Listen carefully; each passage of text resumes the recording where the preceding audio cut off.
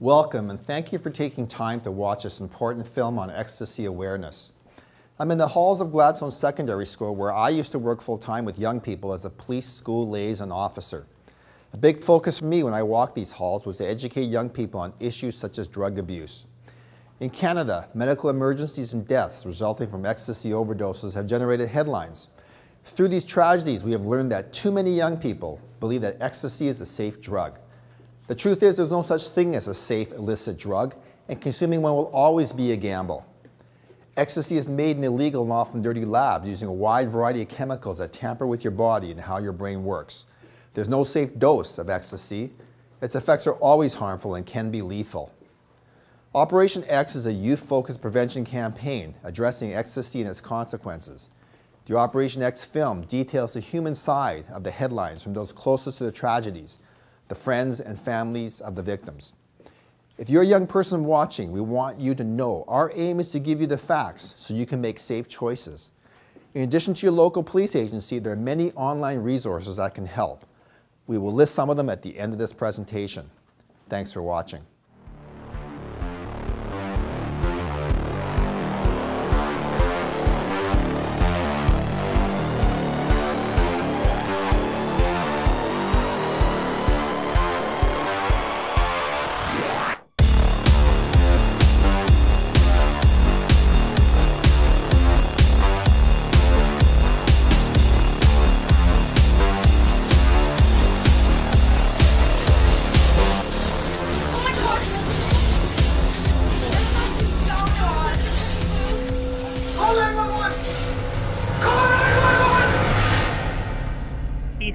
For what city, please?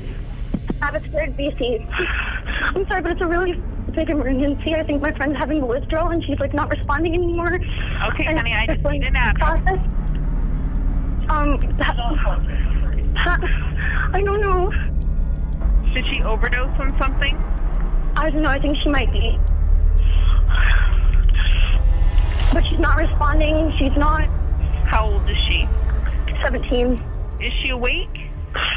Hardly. Is she breathing? Barely. She's like... But she is breathing. Is there anything in her mouth? We can't get her mouth open. Her mouth is clenched. It's clenched shut. She's got it clenched? Yes. Okay. So I need you to look at her very closely and tell me every single time she takes a breath. What do you want me to say? Like now? Yeah, just say now. No. No. No. No. So we have no idea why she's acting like this? No, I know why. Why? Because I think she's overdosing. On what? On MDMA. It's like... It's ecstasy.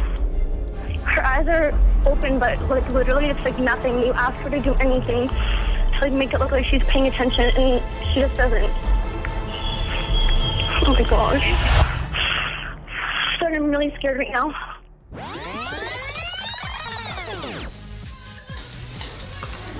So did you get the stuff? Obviously. Where'd you get it from? Chris, usual guy.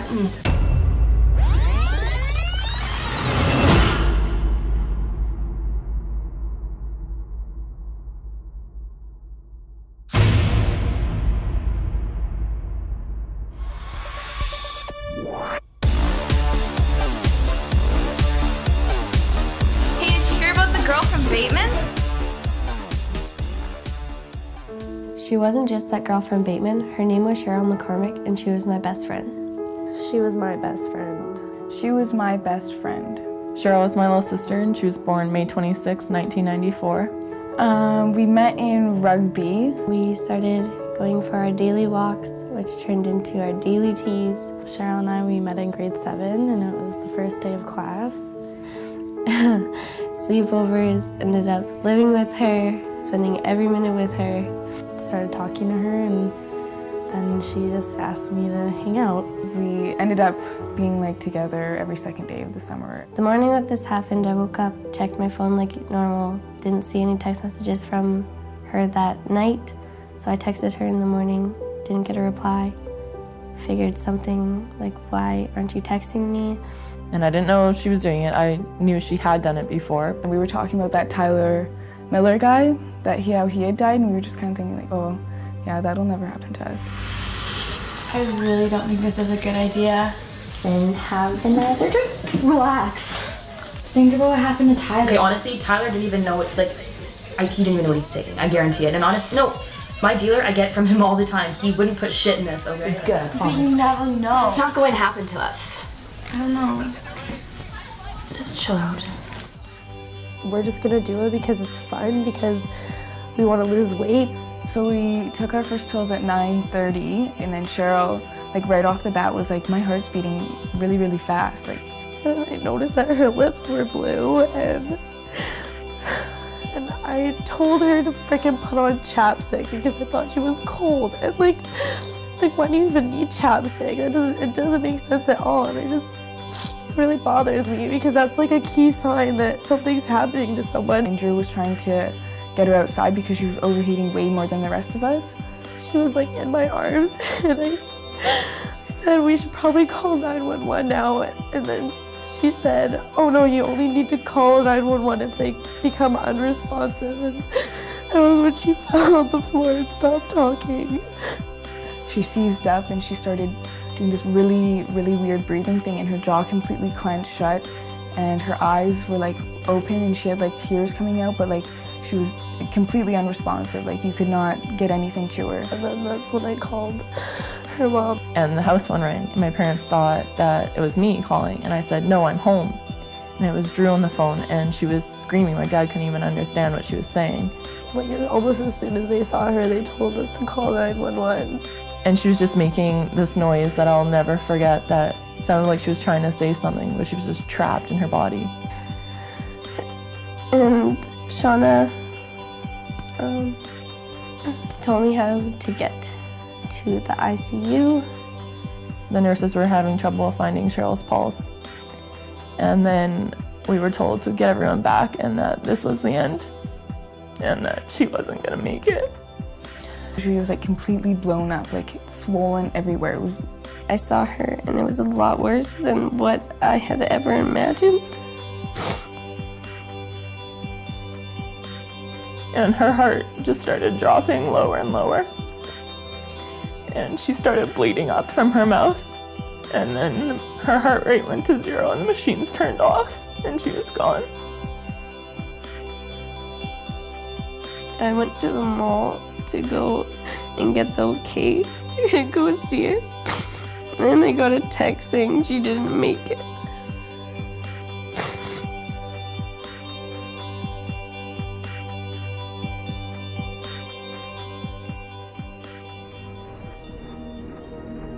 So that guy basically you'd see at the park, like, you know, standing there in the corner, you know, selling caps, selling bombs. You know, the guy at the school back by the smoke, like, you know, like that was me. A lot of kids, like at that age, when I was around grade 10, 11, started using E, right? So I looked at it as a good way of making money, right? Methylene dioxymethamphetamine. Methamphetamine. In the brain, there's a major chemical messenger called serotonin. Ecstasy, or MDMA, affects serotonin by increasing the amount that's available to the brain. I go tell kids I got like triple press acid dip caps, right? When they were like really shit and probably had a lot of meth in them. So when we talk about why individuals use ecstasy, everyone can say it's because it makes them feel good, they have a sense of energy, a sense of well-being. Those are the selling points for ecstasy. But no one sits down and gives you a handout about ecstasy that says these are all the negative things that can happen. I didn't care what was in it. I just cared basically that it looked all right and that kids would take it, right?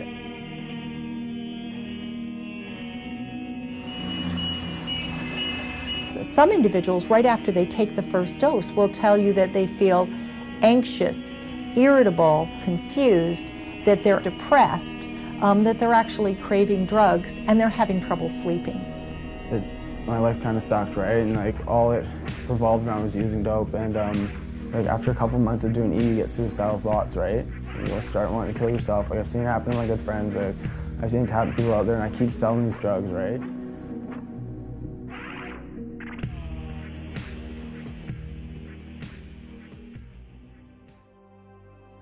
Tyler was born June 18th, 1991 in Langley Memorial Hospital.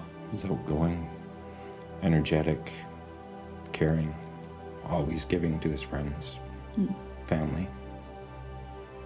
Funny. He was really funny. Last summer, Tyler left his Facebook open on my computer, and I went on it, and I saw that he was buying some ecstasy when he was going out to parties. And so I asked him about it, what was going on, and he said that he had been just using it just occasionally, and it was no big deal, he didn't have a problem, and that still concerned me. The morning of the day that we got the call for Tyler was in the hospital, I bought a car to make his life easier. I got to give him his car. He never got to drive. But at least I got to give it to him. He was excited, I could tell. He thanked me. And that was, told me that he loved me, and that was our last conversation. You don't know what you're getting. All you know is that you're getting a pill that contains an average of anywhere from 50 to 150 milligrams of ecstasy. And maybe your body will accept 50 milligrams, but 150 milligrams might be enough to create a high dose or toxic reaction. Muriatic acid, okay? And again, see? And this is why I tell you to wear your gloves, right? The hand there? Yeah. It's because his hand's falling off, man. Well, ecstasy has another little dirty trick up its sleeve. What happens with this drug is you take one dose, you get a certain effect. Follow me. Watch it, man. You take a second dose, the effect might be many more times than just doubling the dose. Not knowing what's in it, not knowing anything about it, would give it to somebody and think like that's not going to happen to them, right?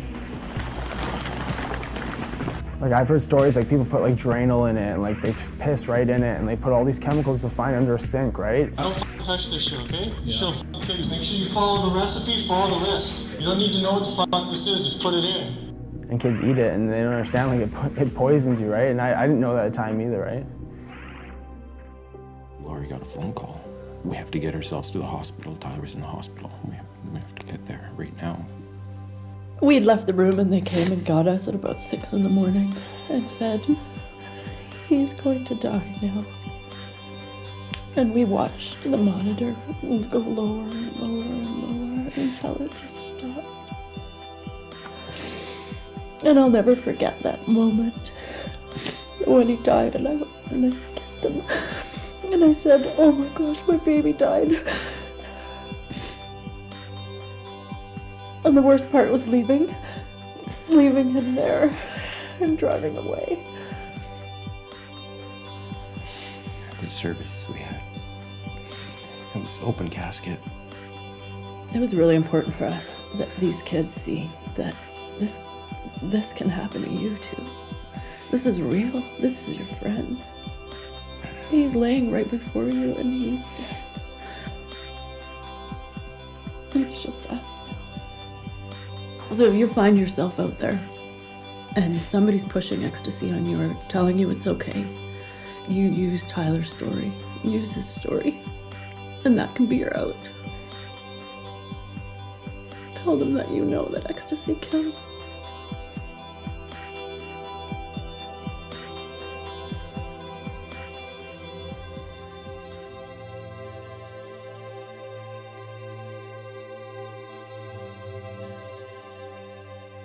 Yeah, I remember being so upset when Shauna and Cheryl went and got their tattoos. They were supposed to get them on their feet.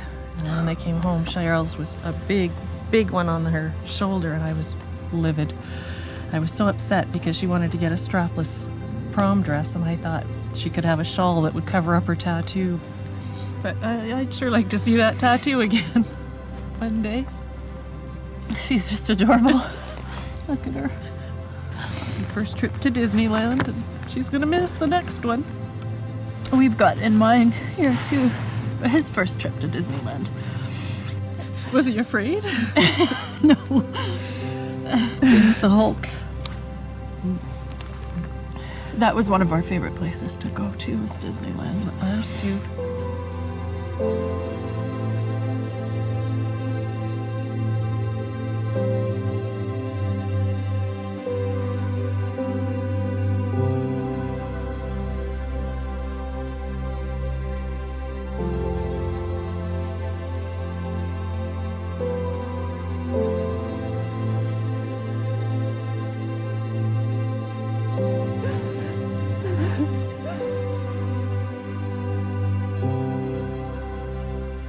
The last picture ever taken of Cheryl was one that Shauna took while she was in the hospital, hooked up to tubes and life support.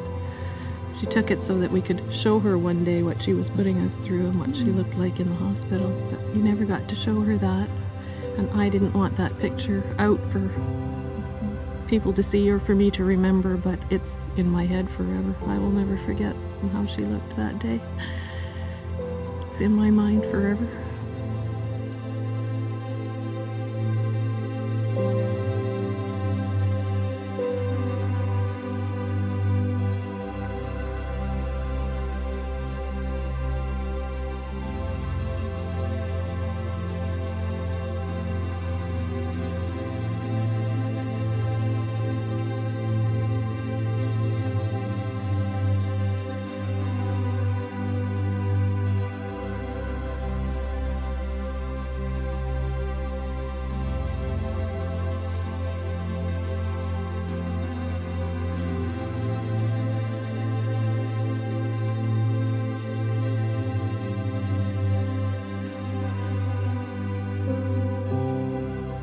And there's no one that can reassure you that that drug that they sell you, that ecstasy that they sell you, that has passed through countless hands from the point of manufacture to the point where you received it, is pure, it's clean, that it won't cause a problem.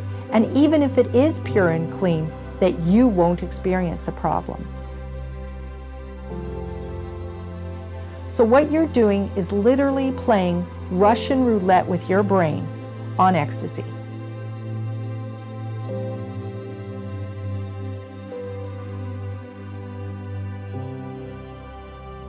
You know, it's quite normal to be curious about drugs. We've all been there at some point. But taking any drug is a risk that can quickly turn into a mistake where your life hangs in the balance. If you think I'm being overdramatic, then just ask the people you've heard from today. Did they ever think this would happen to them? Unlike the pushers of E, we're not trying to sell you anything. We make no money out of this. We don't have to sugarcoat anything to get you to buy in. Our only aim is to give you the facts that will help you make good choices. Can you say that about your local dealer? We know that peer pressure is strong, and it's not always easy to say no. So how do you make that choice? Well, keep this presentation in mind. We could easily be talking about any one of you. Create an out. My best friend died. I've already had a bad experience with you. Don't you know how much crap goes into that stuff? Didn't you see that presentation? Name drop if you have to. I knew Cheryl. Tyler was a friend of mine. Personalize the issue and use any name you can. Remember, in real life, your choices have consequences. And those consequences not only impact you, but those around you, your family and your friends. Unlike this presentation, we can't erase our mistakes or rewind. We may only get one chance. Having fun is about knowing which risks are worth taking. So, what's it going to be?